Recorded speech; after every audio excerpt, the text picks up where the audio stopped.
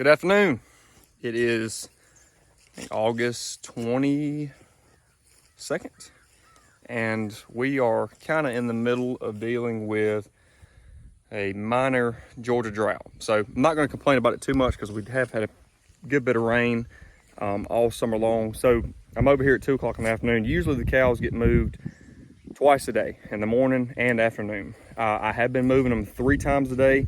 And the reason I'm doing that is we have not had any rain in I think about 3 weeks. So I still have plenty of grass ahead of me. Just trying to make sure. I feel like if I move through it too fast and we still continue to get no rain, I will have nothing to come back to when we rotate. So I have pinched them down a lot more. I usually try to go for around 80% consumption, and I'll show you this area right here. Now this was consumed. About 80% of it's gone. Now, I'll add in the video at the end the grass that we have ahead of us. Still looks good. Apparently somebody forgot to tell it we were actually in a drought. But what I'm doing now is I'm trying to slow them up. So instead of the 2 moves they get smaller areas and they get 3 moves a day. We may have to go to 4.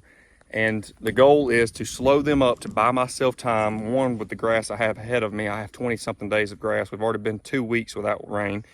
So if we run out, if we don't get grass within or rain within the next couple weeks, or 3 weeks, it could change things up. But one thing to consider about this, I read something one time, a guy said, you always want to do what's best for the cows, not the grass, because you can recover grass, you can not recover that year's calf crop. So I am paying very close attention to everybody's body condition. Here's one right here. Still looking good. There's another one. Gut's full. Rumen on the other side's full. That little girl right there just stays fat as a tick. But, let me show y'all. I mean, she's so fat when she waddles. But like I said, right now we're at 3 moves a day, trying to slow them up, trying to buy time for rain. We went from probably, like I said, 80% utilization of the grass to almost 90 to 100. So you can see this has been going through. This was first grazed down there here in the shade. And it is, they've eaten it down and it's been dry. Now, let's go up here and look. I'll show you the grass that we have ahead of us.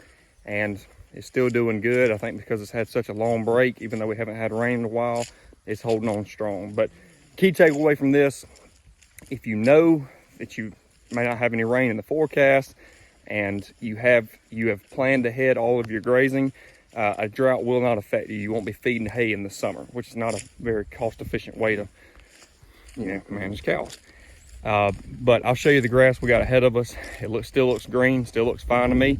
And we're praying for rain, but until then, they got 3 moves a day. We might go to 4, and as long as they're keeping body condition, we'll keep doing what we're doing.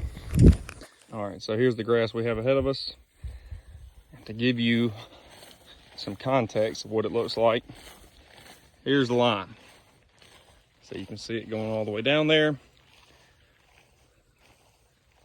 Their last paddock is right about here. They grazed this last night. And we still have a good bit ahead of us on this side once we get to it. So it's working. Everybody still looks fat, even though we have no rain.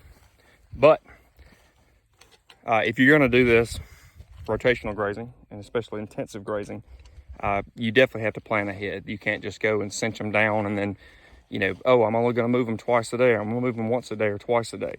You need to lay eyes on your animals and make sure they're maintaining good body condition, because like I said, you can always recuperate grass. Grass will always grow again, but this year's calf crop, if they don't maintain body condition, they won't breed back, or the chances of them breeding back will go down.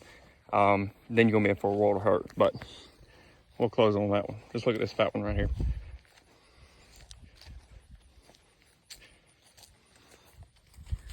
Look at that, folks.